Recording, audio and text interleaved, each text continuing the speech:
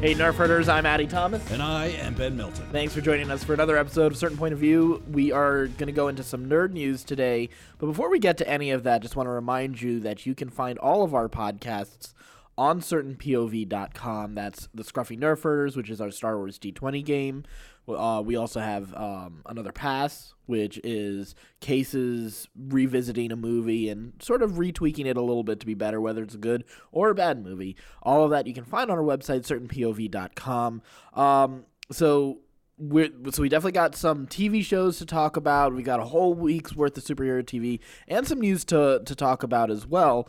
But before we get to that, today just came out a new Forces of Destiny short. I've been a little bit behind on some of these. The reason this one caught my attention is because it shows that a particular character is still alive at a certain point in sort of our Star Wars timeline. But we had something that sort of explains how the rebellion dealt with the Ewoks wanting to eat Stormtroopers. Yep. And in the course of that, we find out that Hera and Chopper are still around by the time of the end of Return of the Jedi and the Battle of Endor, and that she's at the Battle of Endor with the Ghost. Yep. So we don't know what happens to the rest of the crew, but we do know that much. we kind of knew those, like, this for sure. I mean, we knew that those two characters were still alive in Rogue One. Right. And, I mean, it seems like Rebels is going to end before Rogue One, but there was always the possibility that it might reach beyond it. Right. But for sure we know that the Ghost made the hyperspace jump before Vader showed up. It wasn't one of those ships that crashed. Ships that didn't make it. Yeah. Yeah, which is great news. I mean, I love Hera. I love the Ghost. I love Chopper. He's Absolutely. a lot of fun. I'm curious to see what happens to the rest of the crew this season. It's pretty tense. But it also means Hera could also be around, like, further into the Resistance. Yeah. I mean, there's a lot of possibilities with that. She could show up in the new movies. That's true. That would be awesome. Or we could even see the Ghost in part of the fleet in The Last Jedi. Yeah, exactly. That'd be cool. I'd be down for that. I know it's fan service and a cameo, but I'd like that. Yeah, and that's how this short came across. It came across very fanficky. Yeah. Compared to a lot of the other ones. A lot of the other ones have been really, really good. Yeah. And I haven't rolled my eyes. Like this one, though, that's because there were Ewoks, and obviously you're going to roll your eyes whenever an Ewok is involved. But just the way they handled Han, and the way they handled Leia, and the relationships between everybody, it was very, very fanficky to me. Yeah, it's fair. Yeah, it is. Whatever. So let's go ahead and get into some of the news. I actually had a news story to add that I found before I got while I was on the Metro. So there is a new Scooby-Doo Batman crossover movie coming out in January. I'm so excited. I'm excited, but not only that it's Scooby-Doo and Batman, which is they've done before. Uh-huh. But this particular version of Batman they're doing is the Brave and the Bold animated series. So it's Diedrich Bader voicing him. It's a more comedy slant. And so they've already confirmed that Kevin Michael Richardson is coming back as Detective Chimp. They've got John DiMaggio's Aquaman, which is a whole absolutely hilarious version of him. So, I mean, it's just all around. It's everything you want in that crossover. Yeah, right there. Exactly. That is definitely like comedy Batman. Like in one of the versions of comedy Batman, that's one of the ones that really works really well. I actually like comedy Batman better than I like serious, dark, brooding Batman. Have you watched the Brave and the Bold animated series? No. I think you'd really like it. There's some really fun stuff. Maybe I did, because I remember I watched something where Diedrich Bader was playing Batman, and I don't know, maybe that was it. Yeah, it had to have been an episode of that. Okay. So, yeah, I totally love it. It's a very different Batman, and it's funny because it got a lot of hate because it wasn't dark enough, but it was never supposed to be dark. Yeah. Like, the people who like the brooding dark Batman is fun. Like, it's cool. It's very cool, but I don't need it all the time. The nice thing about Batman is that he is so flexible. And the same thing like with his villains. Like there's a lot of things that you can do with the Joker. You can make him silly. You can make him sinister. Which I think you can also do with Spider-Man as well. Spider-Man works, and I think Spider-Man and Batman are two characters who are incredibly versatile in that way. Right. You know, as Punisher is hard. It'd be really tough to do as a comedy. And the same thing with Hulk. Hulk is fairly one note. Like you can do some comedy with him, but he's got to be with somebody else. It's got to be. It's usually in the pairing that works. Yeah. But it's funny though that you mentioned that. But there's always going to be everything that comes out. There are going to be fans who don't like it. Right. I think even so the Shazam director. David Sandberg said he's prepared that no matter what he does, people are going to hate. Half everybody is going to hate it. Exactly. Yeah. It's good to know that there's that expectation is real. It's sad to see. You prepare yourself for it nowadays. Like everybody. It's weird. Like we live in a society where you can't just be excited that holy crap they're making a Shazam movie. Right. Like what? A Shazam movie? Say that out loud. Look yourself in the mirror and say 10 years ago I said they're going to make a Shazam movie. Right. Nobody would have believed you. That. And I'm excited about that. Yeah, to be honest. You would have been excited. You would have been thrilled to death. But now we have this culture where it's like, oh, they're not making the Shazam movie exactly how I think it should be. There's this weird all or nothing like extremism. If it's not exactly how I had it pictured in my head, it's an utter failure. Yeah, which is just a crazy way of thinking. And there is a difference between like criticizing a movie because it hasn't earned certain moments versus does it work within the concept it's trying to work. Right. Or if you just don't like that concept, that's fine. Then move on. But don't call it bad just because you don't like the concept of it. You know. So unless it's a Michael Bay film. Well, that's me excusing why Man of Steel and Batman vs Superman are bad movies, not because I don't like the concept of them. They're bad movies. It just didn't earn those payoffs at the end of those movies. But anyway, we've had enough Batman vs Superman hate to last a lifetime. So let's get to the actual news. You mentioned Michael Bay just a moment ago, and there's no beating around the bush with this one. Michael Bay is producing a Dora the Explorer movie. This is not a joke, people. According to the Hollywood Reporter, so this is a legit source, Nick Stoller's script will advance Dora in age, transforming the plucky cartoon's 7-year-old adventurer into a real-live teen, taking up with her cousin Diego of Go Diego Go fame in a nebulous yet unnamed city. The concrete details of the film are unsure, and Paramount Players, a new division of the company, is shooting for a 2019 release, though no official date has been set. Oh, Lord. It's funny because there is a Funny or Die version of this. Oh, yeah, and it's great. Yeah. Like, I would watch that. And there's a possibility this may be that. Do you think some exec saw that and was like, we got to make this a movie? Let's do it. You know, this works. This actually works. I think we can get people to see it. Like, it's been long enough now that there's probably some 18-year-olds who grew up with Dora the Explorer. We can totally get them to buy into this. Like, they'd be into it. Like, we're just revamping. We're just retelling the story. Yeah, but see, it's not like Ninja Turtles and I'm okay with that. I'm totally okay with. The problem is they said Michael Bay. That is the worst director you get, or the worst guy producing. Bad choice, man. Yeah, because now you've got nothing but explosions, no plot, and Dora's going to be wearing like cutoffs and a half tee, and is going to be played by Sofia Vergara. Like, it doesn't make any sense at all.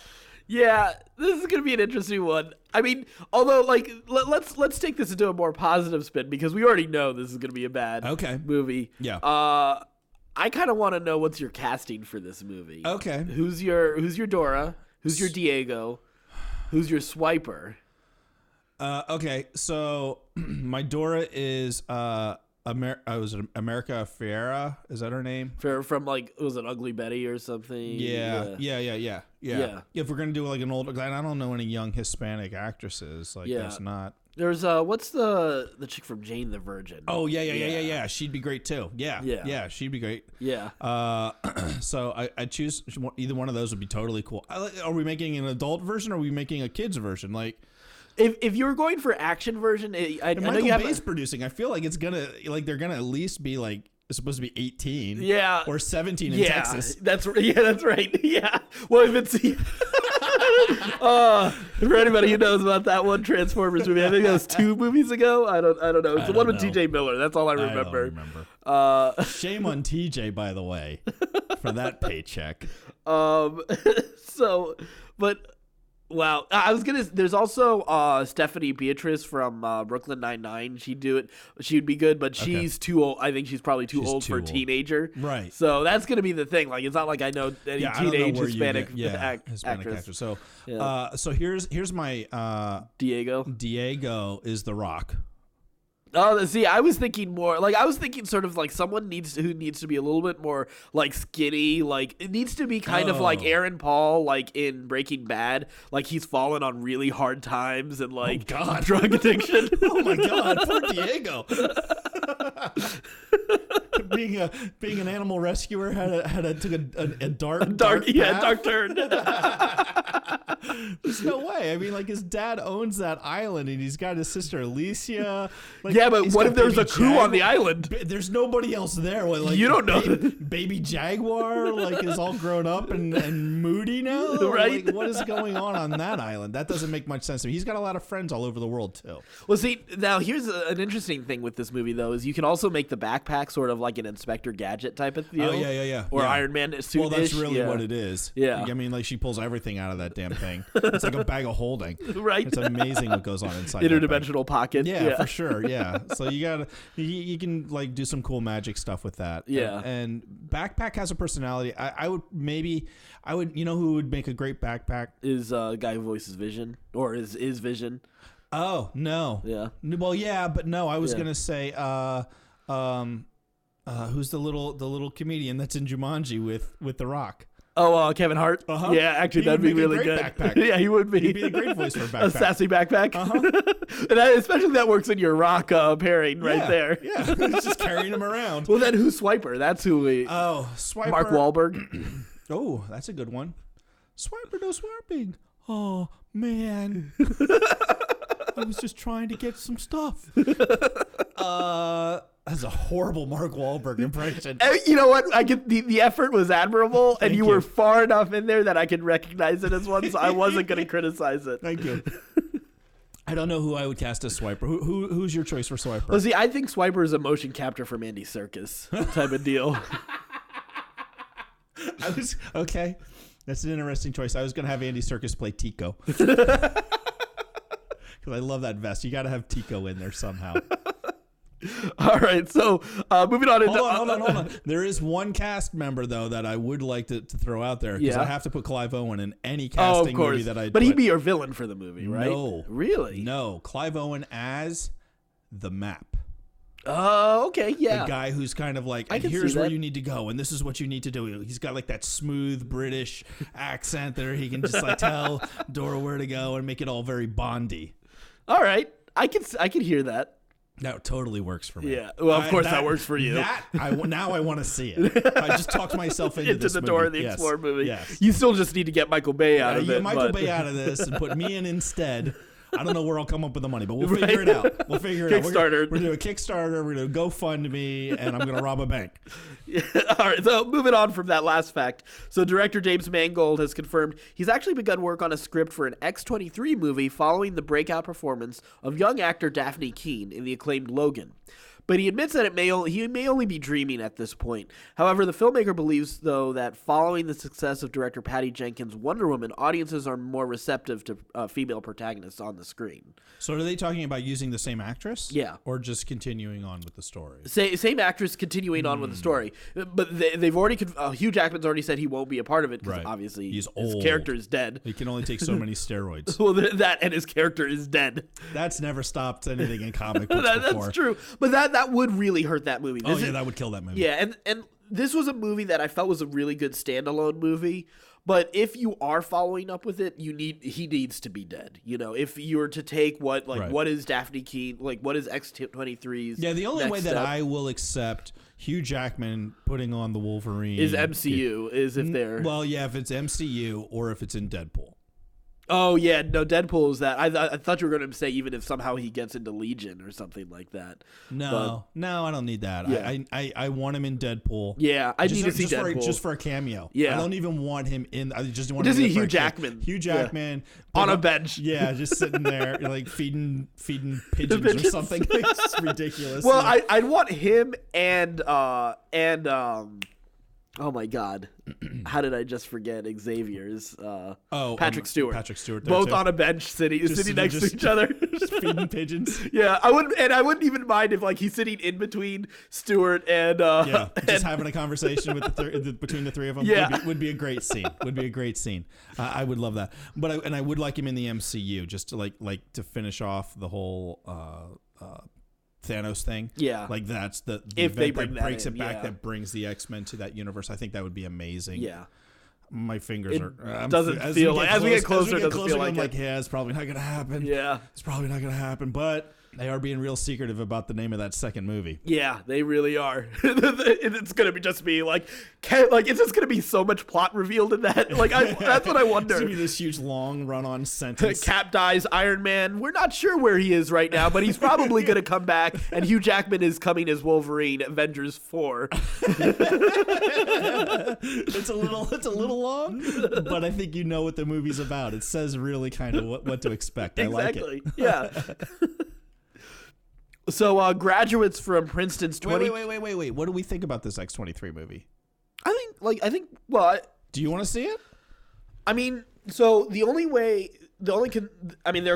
a lot of conditions, again, Hugh Jackman shouldn't come back for this. Right. I liked the act. I liked who they had play X-23. It was good. She was good. And I like that Mangold is part of it. I like what his version of Wolverine has been.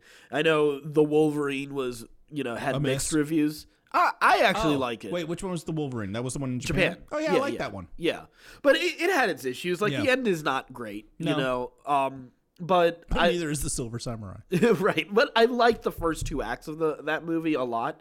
And I like sort of thematically the end, but it wasn't a strong finish. It was very similar to Luke Cage, I think, where I really like the ideas that they're playing around with and the themes that they're playing But the execution is still a little rough by the end. The execution's great for the act. Yeah. That third act kind of falls apart. Yeah. Exactly. That's a fair assessment. Yeah. So but I still like his work. I love 310 to Yuma. I love Logan. I've watched Logan a couple times since it's been out. I bought it and it hasn't worn off for me. Like, that movie still holds up. So I'd like to see him play around with this a little bit more, but at the same time, if it doesn't happen, I'm not going to be disappointed. Because I'm excited for a lot of the other prospects in the Fox Marvel universe right now. Right. With after this, like what we've seen of The Gifted, like I'm really excited to watch tonight's episode of The Gifted. It'll be tomorrow morning when I watch it. Right. But there's not a lot of TV shows where I'm like, oh my, like Rebels and this are kind of the two shows that I'm like, oh, I can't wait to see when this episode is out and I can watch it. Right. Legion was incredible. And that's up there. The New Mutants movie looks really cool. I'm not a horror person, but it looks really, really fun and interesting. So I'm actually also surprisingly interested in seeing that new Hulu show, The Runaways. Yeah. Now that is technically Marvel Disney. Right. So I am very interested in seeing that one as well. I'm actually surprised. Like, I'm like, I'm not getting Hulu. Yeah. I'll just send you my login. And I'm like, yeah, I'm going to get Hulu. Looks good. Yeah. Damn it. Yeah, I know. And that's coming out really soon. That's November 29th or something like that, I think. Weeks. So it's coming out real soon. So this November and December are going to be really active in the nerd world right now. It's really packed. All right, so graduates from Princeton's 2012 class will not be able to attend a Star Wars themed party in Stormtrooper gear due to fears that it will convey a racist message. Wait, what? A rules committee organizing a 5-year class reunion party in early June around the fictional Star Wars universe was contacted about characters allegedly inspired by World War II era events. So because of Stormtroopers being inspired by Nazis, they will not be allowed in a Star Wars themed party. Christ. I kind of feel like we need to leave it at that, but it's just so I can't I know we want to avoid identity politics and race as much as possible on this podcast, but I can't look away from that and say, what the hell are you people thinking? Jesus Christ. I don't know, man. There's no way to have a conversation about this. Like, it's interesting. I was listening to a podcast. I was listening to Dan Carlin's Common Sense podcast.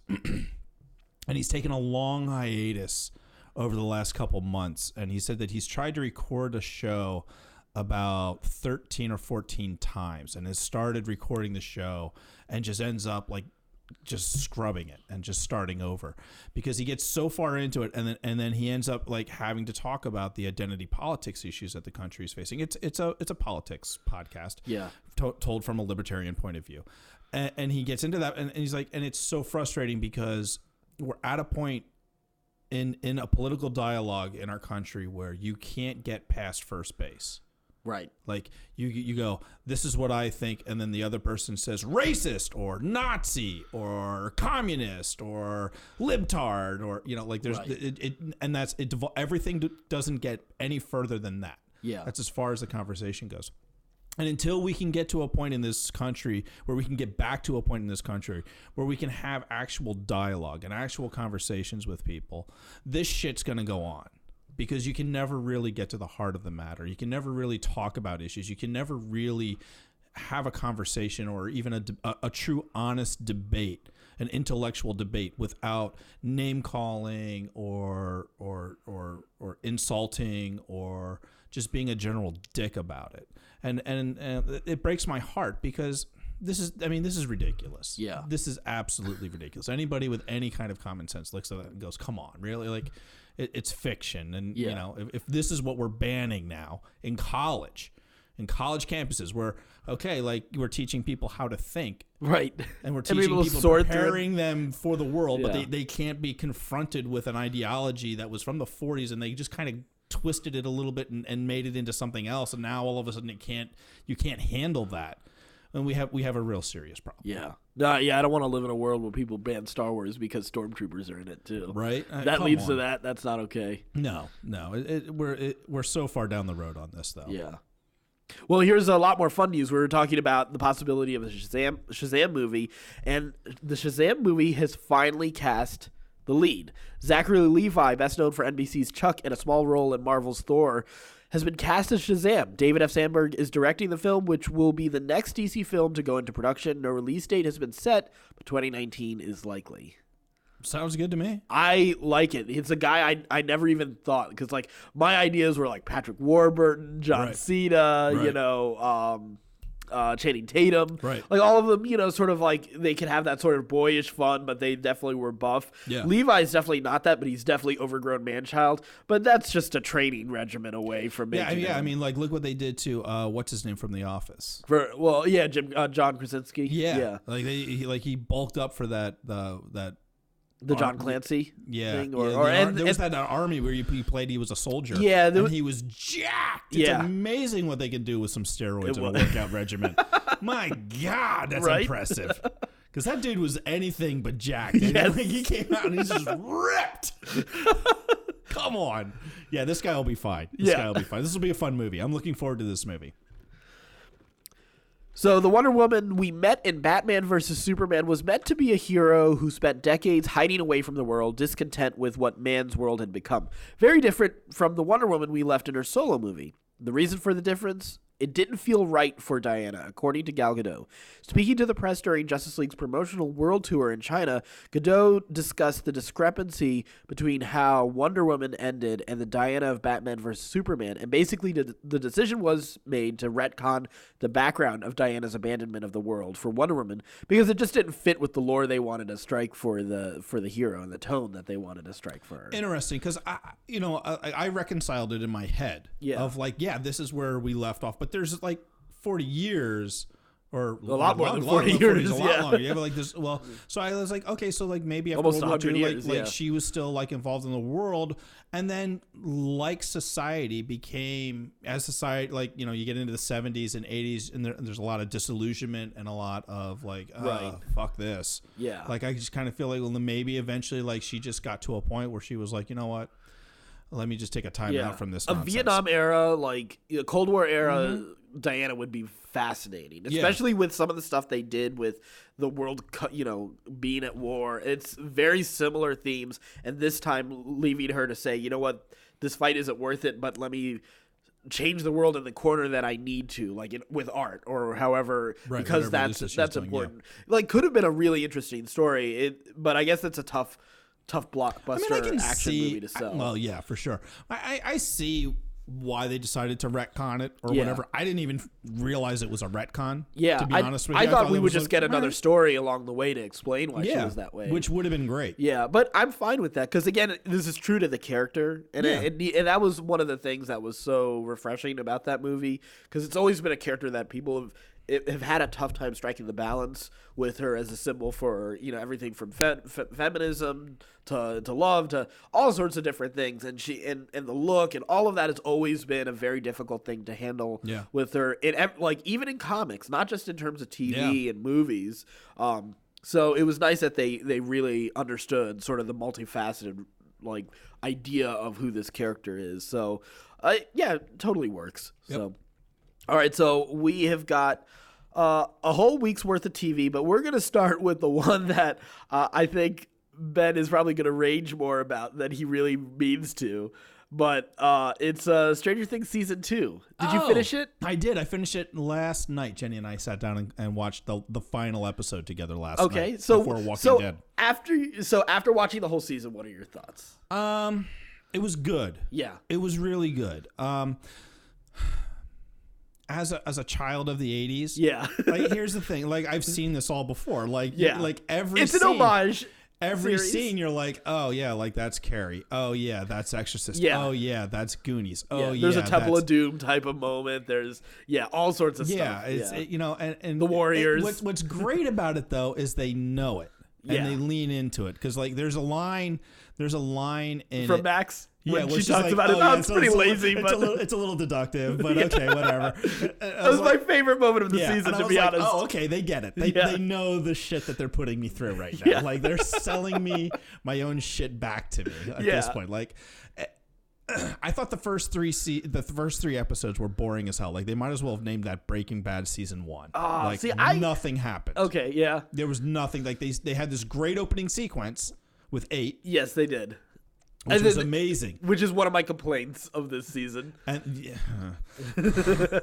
and then like nothing really happens until the end of episode 3. Yeah. When you have the infection. Right. And then from there, it's a roller coaster ride. It's great. Yeah. But those first 3 episodes, I felt really dragged, and they were just doing a whole lot. There was a lot of reintroducing characters, reestablishing the new dynamics. Yeah. Setting up. There was a lot of setting up the new dynamics. They took a lot of time with that, Yeah. which normally I'm okay with. Again, this is Netflix problem. Almost every one of Netflix shows, you could go, if you cut out like 2, maybe 3 episodes, this would be perfect. That I would disagree with here. I don't think they could have cut any more episodes, but because I didn't have as much of a problem with the pacing. I had a problem with the opener, the opening scene, right. Going to number 8, introducing her character, and then we don't see her until episode 7. Right. You know. Yeah.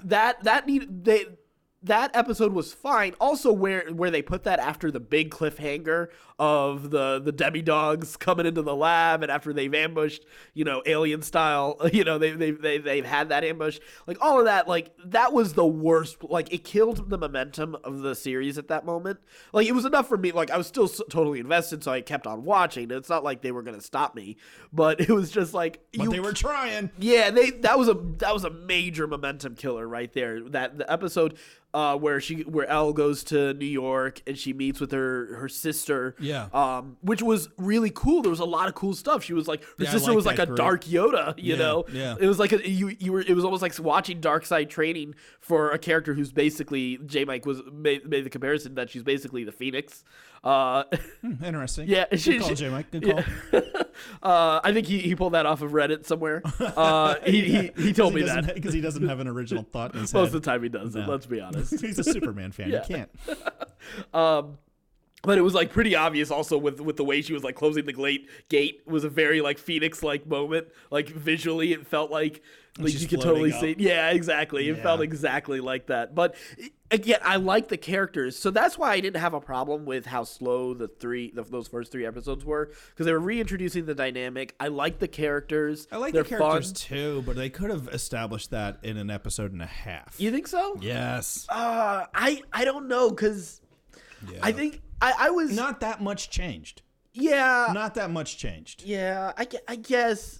I mean, the infection was the big thing at the end of episode 3. But that's the final scene. Yeah. In episode 3. It was. But I don't know. I also appreciate some of the slow like anticipation of like what's happening with Will. Like, what's going on with him? Like, the whole, like, when he goes into the Upside Down and then back, and then you're unsure if it's, like, is he actually experiencing this? Is it PTSD? You know, like, I liked some of that ominous building towards it. Like it was so... Here's again. It was very made by numbers. Painfully obvious what's going on, and you know where it's going. Where it didn't build anticipation for me. I was like, he's going in the Upside Down. Yeah, this is real. It's not PTSD. But I still felt it with the. I still felt like experiencing with the characters made it work for me. Okay. So I like some of that stuff. If it's so rushed, it becomes a plot, like a line of dialogue in a Batman versus Superman type of absolutely, issue. Absolutely. Because it was showing not telling, and that's why that's nice. Yes. Yeah. But they okay. Yeah. I will say I did really like the scene where he gets infected, and I like the way they cut it with the motivational the motivational speech from Bob that goes totally wrong. Yeah. Fuck you, Bob. Which, by the way, also speaking of Bob, I think was the funniest death in the series, because that's slow-mo. Painfully obvious. So painfully obvious. It's coming. I was waiting. I was like, it's coming from the left. It's coming from the left. Wait for it. They're cheating the camera. Right. I think I even told Jay, Mike, in my mind, I was hearing like, oh my God, like I'm hearing like this. I don't know if you remember the speech that Samwise gives at the end of Two Towers. Like, those are the stories, Mr. Frodo. Yes. Like, I was totally hearing it in slow motion. I want to edit it together. Samwise got the death in Stranger Things 2 that he deserved in Lothar. Oh, stop hating. He's the true hero of Lord of the Rings, and you know it. Yeah. But it would have also been a Goonies Never Say Die moment. Would have been appropriate there. Yeah. There was, the show's really good. It's really good. But you're right. It's so telegraphed, and it. I feel like this show definitely gets a lot more hype than it necessarily deserves. It's definitely vastly overrated. Yes. That doesn't say it's not enjoyable, but I think like this, you know what's weird is I felt there were a lot of like weird sort of fades that felt like they were wanted to cut to commercial and then come back. I was like, it felt like a network like they're TV planning show. On selling it off to a network TV show. Maybe I think they were doing that to keep that 80s feel to it. I think you're right. Keep you in that I'm having this nostalgia moment of watching this on network TV in the 80s. Okay, that makes a lot more sense because I felt like weird that I was like, oh, am I just watching this? Like, did I click on that one ad on Hulu where you can watch the minute and a half version and then no commercials after it? Which never works for me. So I thought was a little weird, and I thought like to me though, like where I'd kind of rank this, because I love shows like 24 that are sort of thriller, but they're not great shows, right? And I think Stranger Things is sort of in that same vein for me. It's a guilty pleasure, fun show to watch. It's a fun show, like Burn Notice, But yeah, I wouldn't call it like great TV. I was a little surprised though with the scale of the villain this season. I was expecting them to slow it down a little bit, as far as like this seems like the big bad of the Mind Flayer. Yeah, the Mind Flayer is the big bad of the Upside Down. Seems like. And one of the things I had read is the Duffer Brothers, who are the series creators, they've pretty much said that they have a defined end. They're not sure how long it's going to take to get there, but they don't want to do the show for they don't want to keep the show going far beyond 13 episodes. 13 seasons. Yeah. 100 episodes looking at you, Walking Dead. Right. Good. I'm glad to hear that. I hope that they actually have the courage to actually do it. Most people don't when you have that much money coming in. Yeah. We'll see. I mean, it's interesting how they're playing with the Upside Down and using D&D as sort of like the gateway into that. Yeah. Because the Mind Flayer is certainly a formidable foe in basic D&D, especially in Revision 4 when I was playing. Everybody feared having to face a Mind Flayer, but he was never the true big bad. There was always something bigger than the Mind Flayer. Do you think there will be something bigger just because of how early they've introduced this Well, they villain? didn't really defeat it, and they showed it still in the Upside Down. So I do kind of think that it is the big bad, but it wouldn't surprise me if they have something else beyond. So we'll have some smaller bosses. Maybe the Mind Flayers send some smaller bosses for seasons 3 and 4. And let's say season 5, they reface the Mind Flayer bigger and badder. He's been working out with Ivan Drago. No, I think they go into the Upside Down to finally defeat the Mind Flayer, and like just shut it completely down. And either it's shut down or. And in the process, reveal that there is yet another big bad behind that. Oh, that's an interesting thought. Yeah, because I will say the other thing that I like about this. So let's talk about a little bit about the Chicago episode. Okay. So you liked it. Yeah. Sort of in concept. I liked the world building. Yes, and I liked 8's crew that she had built around her. Yeah. I thought that was really cool, like very 80s, very cool. And I liked the makeover that they gave 11, which made her feel really real. Yeah. For that time period, and kind of gave her an identity outside of whatever the hell she was before. Yeah, which is funny because I was like, Ingalls Wilder. Which, speaking of that scene where she gets her punk makeover, I was like, I wonder if they're gonna play Joan. And they play. There it is. There's Joan Jett. Like even the soundtrack was a little too in my face at times this season. Jenny and I were totally rocking out to the soundtrack. I'm sure you did. We were just like, yeah, this is Bon Jovi. Come on, this is great. It's funny because the brother for Max's older brother. Oh. Character I couldn't stand. Dude, I knew guys like that. Oh, really? Who had the mullet and like the hat and like that terrible mustache. That terrible, shitty, like not quite grown in mustache, but they were rocking it like they were badasses anyway. Yeah. And the super tight jeans and the jean jacket. Yeah. And they would beat the shit out of me, and I hated those guys so much. That character was so easy for me to hate. Yeah. As soon as he was on screen, I was like, I hate him. I was like, everyone did. I was like, Jenny, you know who that is? I was like, and I named the name, and she was like, oh shit, you're right. I was like, I hate that motherfucker too. That's actually kind of awesome. Yeah, it's funny because he was one of the weaker characters for me. Yeah, only because the reveal for why he is the way he is, because they kind of hinted that like they had some sort of vendetta, more sinister going on, right? Yeah. Like I kind of thought like, oh, what if Matthew Modine's character from last season is their dad or something, right. and they've been orphaned.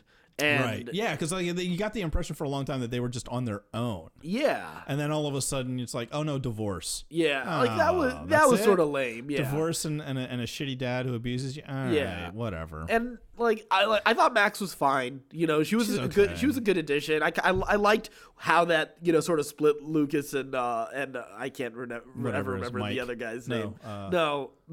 Justin. Yeah, Dustin. Yeah, that was I liked how that story worked, and then D'Artagnan, his dog. I mean, he was so dumb. You knew it all along. I was like, dude, look at it. You're right.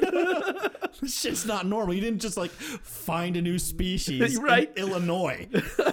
Although when D'Artagnan eats the cat was a great moment. It was great. And I called. I was like, because as soon as she said, I can't find the cat, I was like, D'Artagnan's eating it.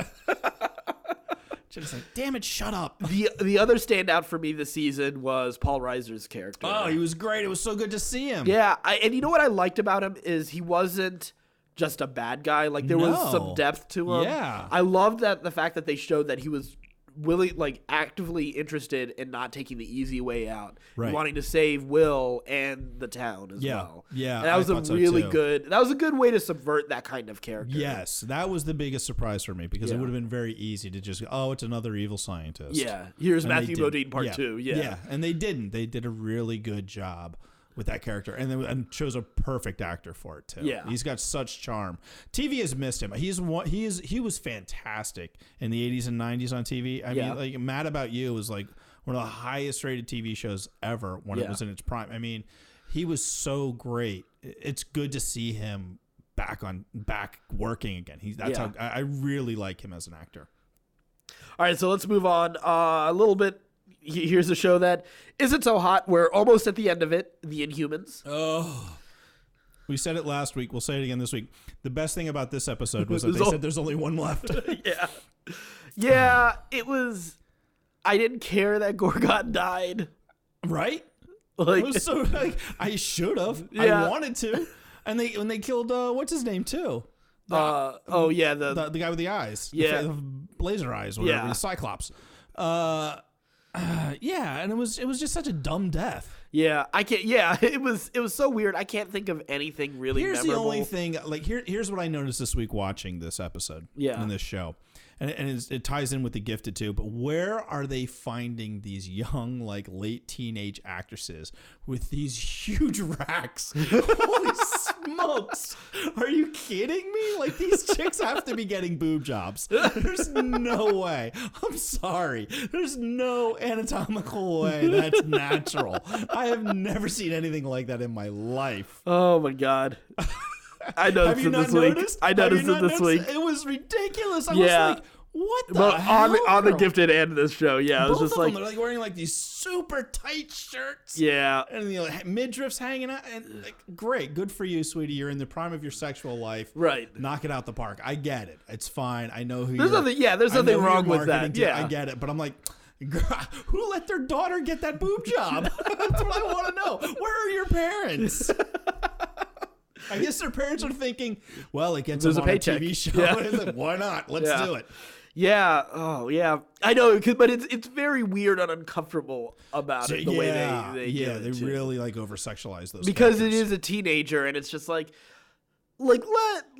let a little time go. Yeah. But I mean, I guess that's also how teenagers dress too. So how they want to be seen, and then they're marketing to that group. I mean, like comic books has done that forever. Like that's right. In the 80s and 90s. It's not like we could criticize media forever being. Yeah, oh wow, they've never done this before. They've never sexualized somebody who probably is a little too young to be sexualized. Right. They've never done that. God, I sound like such a prude. I know, which is so weird. You can tell I have kids. But the show's not good. Yeah.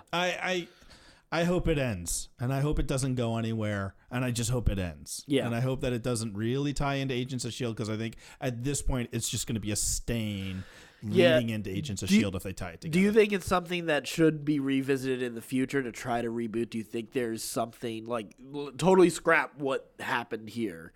You know, we'll just say that something happened with the reality gem when Thanos comes to town and just completely recast Black wiped. Bolt, completely cast everybody and recreate that.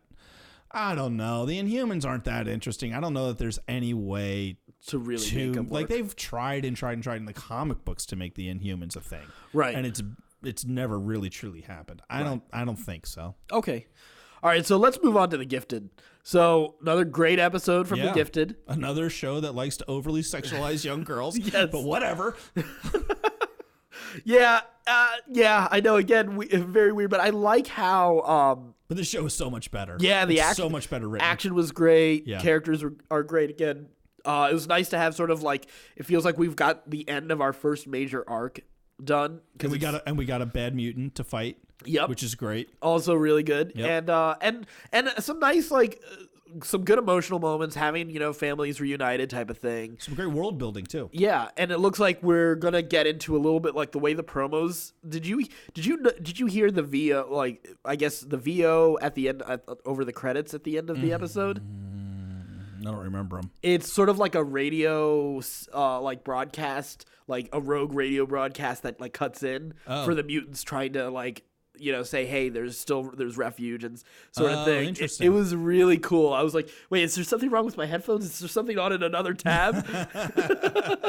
Oh, that's brilliant. Yeah, no, I totally just turned it off. Yeah, I was happy that I still had the thing running for that. So that was that's great. That was really cool to have that little extra little bit there. And it looks like they're going into they're talking up a mutant war versus humanity now. So I'm excited to see. It's heating up. It's heating up, and it looks good. Yeah. It's really well written and really well acted. Brilliantly cast. Yeah. And a great selection of mutants and powers. Like, it really works. And it was fun seeing the powers at work and, them having to work without powers and then sort of get back into it. It was just a fun episode again all around. So, all right. So, CW, DC shows. Mm-hmm. I watched all 4 of them. And actually, it was a strong week from all 4, I thought. Did you get to watch any of them? I think so. I think I watched Flash and Legends Tomorrow. Legends, yeah. So Supergirl was actually really good this week. They had teased at the end of last week's episode, Martian Manhunter is going back to the moon. Not to the moon, to Mars to go visit Adelan. Yeah. Wrong universe. He wants to be the king now. No, he's going to Mars. He got a call from Miss Martian, who was part of the story earlier, who's part of the resistance effort again. So there's a white versus green Martian civil war. Yeah. Okay. Well, this is something that's in DC's lore. Yeah. And again, if you're not too familiar with Martian Manhunter's lore, there's not a lot of people who are, to be perfectly honest. You might miss it. But he goes to Mars. Supergirl goes with him. There's some really cool moments because Martian Manhunter is supposed to be the last Green Martian. Finds out that his dad is still alive and sort of been tortured for hundreds of years to try to reveal like where the staff is that can help them locate all the Green Martians and the resistance fighters and kill them off. And so they're able to get him back, and Martian Manhunter John Johns is trying to like say, hey, I'm your son, but he thinks it's a trick. And there's this moment, and I don't know why They did a good job at hiding the voice of who was voicing his dad, but they have him like go to his human form, Martian Manhunter, and then his dad does it too, and it's Carl Lumbly.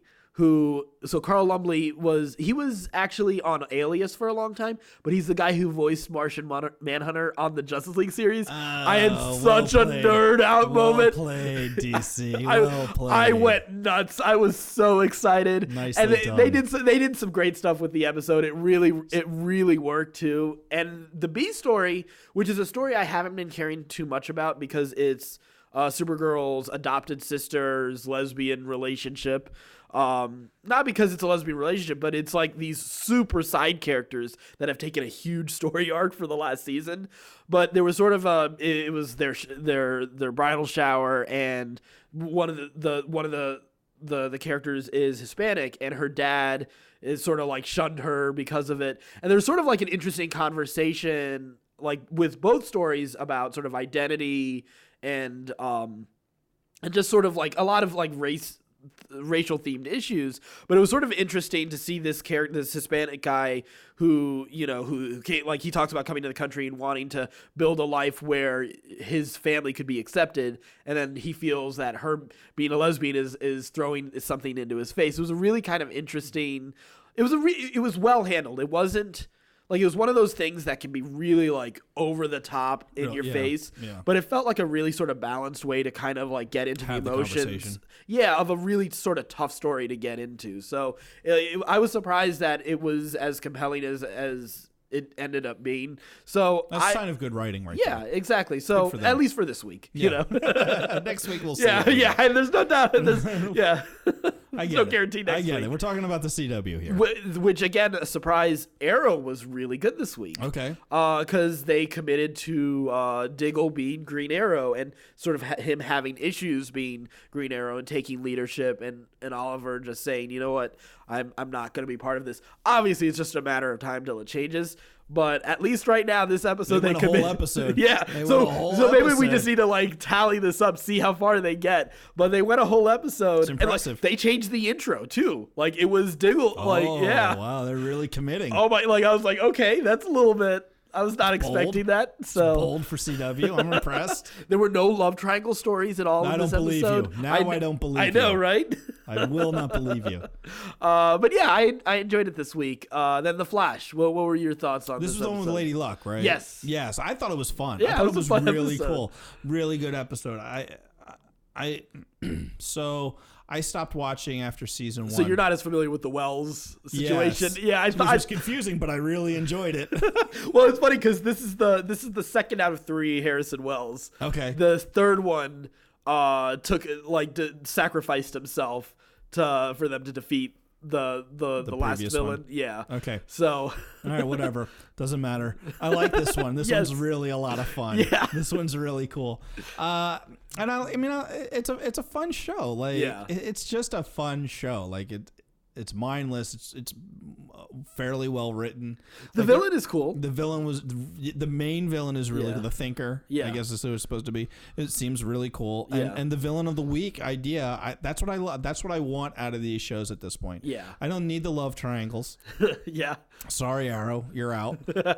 So, and you're getting some love friction. I like the fact that they had to go to therapy, which I thought was really fun. Yes. I thought that was really funny. And watching Barry kind of handle being back into his life and trying to adapt is a lot of fun. It's good. It's a lot of fun this season. I'm enjoying it. Yeah, I mean, I thought the Iris wanting to rush the wedding was sort of fun too. Just this is ridiculous. Just walking up to the priest and be like, "Hey, Barry," after a funeral. Made no sense at all, but okay, it was fun. Yeah, it works for that show. So because it isn't quite love triangles on that show, but there's definitely a lot of relationship drama. Yeah, there's always relationship drama. Yeah. So Legends of Tomorrow. Fun. Yeah, it's just. I love that show. It's the best DC show in my opinion. It's so much fun. I liked Evil Argus. I liked Citizen Steele's Nate, whatever is sort of high throughout most of the episodes. That was so much fun when he got stoned. It was so great when they took the ayahuasca. That was great. Yeah, completely unrealistic, but really fun. Yeah, really fun. I loved the full steam ahead and the cutaway to the bird flying past the spaceship. It was just they just have so much fun on that show. Yeah, everything is tongue in cheek. Yeah, it's a good show. That's a good show. All right, so Walking Dead, this second episode of this season. I actually really dug this episode. I thought it was good. Yeah, it was much more action oriented this time around. And when it paused for its more dramatic moments, it wasn't like hitting you over the head the way the last two seasons have been doing. Right. Yeah. The pacing was much better. Yeah. So and I was happy to see that they are expanding out the story for All Out War, because this is not something that's in the comics. So they are fleshing out All Out War a whole lot more than I was expecting. So I'm happy for that. So do you still feel like it's going to end? Still end at the halfway point. Halfway through, you still think it's over? I have a hard time imagining they're going to stretch. Like, what is your the only like is your mid-season finale going to be them the saviors finally getting out of the sanctuary? Like, that's a long pull if they're going to make that story last that long. I mean, there's a lot of different skirmishes that they could have along the way, and you could have Negan, torturing Father Gabriel, so there is stuff there, but it becomes repetitive. Which has been the issue for the series. Well, why stop now? Right. that's how I think they're gonna try. I think they're gonna try and stretch this all the way to the end of the season. I hope. I want them to. Yeah, I think they'll find storylines because Jenny brought up a good point. She's like, "Whatever happened to the chicks? Like, we never saw them again. Like, I bet they come back and get involved somehow." Like, you're talking about the hipsters? No. The all-female group that we've never seen before. Yeah, I think because they've got to take some losses, and then we get that village. Like that community. We haven't seen the heapsters come back yet. Right. So there's still some things to play with in. It's got to be a war, not a one-sided fight. Yeah, and it looks like next week is they start taking losses. Right. It looks like Ezekiel's going to get captured. Yep. So, and Rick is already captured. Right. Who knows what's going to happen to Daryl? I did like that they brought a character that nobody really would remember unless you're such a diehard fan. I had no idea. Yeah, but I was like Morales. Who the hell is that? And he mentions like Atlanta, so I'm like, okay, season 1 or 2, but. No. Right. Yeah, he was such a minor character. Like, they split off from the group, like, I think only an episode or two in or something like that. How psyched was that guy to get that phone call? Right? It's like, shit, man, I was on the best show going for a long time, and I got written off in, like, episode 4. Right? And then he gets the phone call, like, 7 years later. Yeah. Hey, we want you back. It's like, okay, sure. Who do I play? Right. Same guy. Yeah, I wonder if we'll ever see, like, there was also that community, remember the hospital? Yeah, I'm down that. Yeah. And actually, for a while, I was like, was that the guy from because you remember there was a Hispanic gang that was doing it. Yeah, which was a great story. Yeah. Well, it was. Did you watch Talking Dead? Not for this week. I actually didn't miss it. Don't bother. Don't bother. The only thing that I got out of Talking Dead was Gimple said, like, like there's going to be lots of callbacks to season 1 and cool. season 2 throughout this entire season going forward. Yeah. As like the whole season's playing with the idea of like things from the past coming back up and dealing with them. Yeah. I think they're dealing with some really interesting themes this season, which maybe they haven't been doing as much of in the last couple seasons. I think they did the last 2 seasons. The problem is they did too much. They relied so heavily on it to carry interest for the story that the plot and the action really suffered from it. Because I don't think the show has ever really been. I don't think Gimple has never strayed away from making his themes really important. I think sometimes though he's gotten too fascinated with it. That he also made a great point in that they only have 8 days to shoot an episode. Yeah. So it's very difficult to shoot a lot of action. That's true. That is also true. And like you're really stressing the limits of what your crew can do. When you have episodes like the last 2 episodes, which are just tons and tons of action. That's right. That's true. So it's easy to forget that. With a TV schedule, that is true. It's like because we're so used to like Game of Thrones or something like that, where they have like a whole year to produce that kind of action. And then we expect it for Walking Dead, and they're like, well, we only have 8 days to do it. Like it's a little more difficult for us to turn that around. Yeah, absolutely. I thought that was a valid point and a valid defense on his part. So I actually am like starting to have a good feeling about the show again. And I like the thematic stuff that they were dealing with. Again, like the question of like whether or not they should take prisoners in this war was a really good. I really moment. thought they should have titled the episode "Jesus Saves." Jesus, that kind of was. That's really what it was about at the end of the day. All right, so then we also had 2 episodes of Star Wars Rebels, which again you could combine into one episode. I know this is one that you're going to be particularly bitter about, just because of the role of the TIE Defender in Star Wars lore and your view on TIE fighters. Well, they're making it official now, which fine. Like it's not like Case and I called them and asked them to do this. I know, which is that's really bizarre. really bizarre. We had sensed it. You had sensed it. Congratulations on calling that. It's going to be interesting to role play this moving forward. Right. I liked it. Yeah. I thought it was a great 2 episodes. Going back to La Fall was earned. Finding out that Joe is dead was heartbreaking. Yeah. And you're told you didn't even have to see it, and it's still like, when you see his bar, seeing Lothal in like just complete ruins. They just completely burned the entire planet. Yeah. It's really like you really get a sense of how just crushing the Empire can be again. Yeah. Like you really like, and they needed that for Stormtroopers who are constantly missing, and for even our Rebels crew usually knocking out Stormtroopers like it's the A-Team. Right. Right. Yeah. And there was a little bit of that going on in this episode too, but it was fun. The action was cool. They felt like they were in legitimate danger. Yeah. Throughout most of the episode. It was good. I like the characters that they're playing with right now for the Empire. It's great to see Thrawn there. Yeah.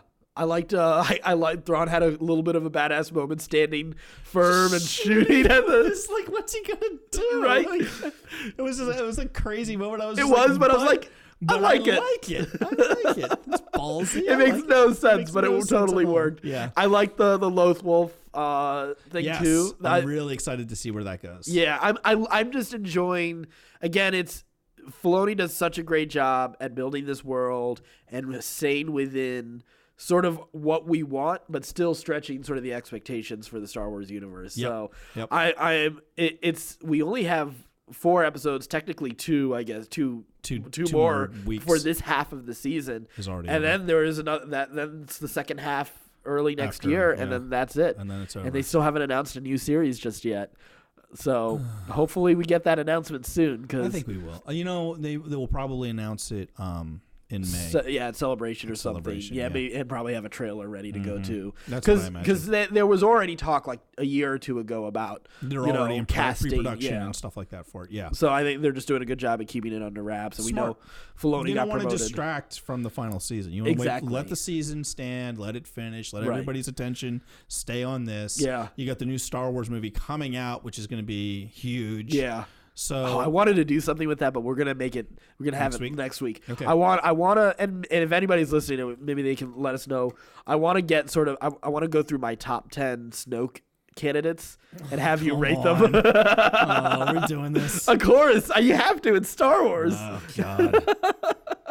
The Snoke theories have got to so out of control. You got to totally embrace it. I'm not doing it. After that social media post that went nuts, that I would never expect to go nuts this week, like name your, what was it, the color of your shirt and what you last ate And is the name of your Star Destroyer. Yeah, I saw that post. Well, you posted it on Instagram and on Facebook, and I saw it like the day before, and I was like, there's no, I don't want to. I don't think our audience would ever get into that stuff. And then it went nuts. It was like wildfire. We spent 6 months this year talking about an eating challenge, about losing weight between the two of us. Of course, our audience is into it. Well, let us know what you think. Any Snoke theories. Don't forget, Thor Ragnarok is coming up this Friday. So we'll have a lot to talk about with that movie coming out real soon. And don't forget, you can follow the podcast, all our social medias on our website, certainpov.com. While you're there, don't forget to check out Patreon if you want to be a part of what we're doing on this podcast. All of that, again, is on our website, certainpov.com. And until next week, stay scruffy, my nerf herders.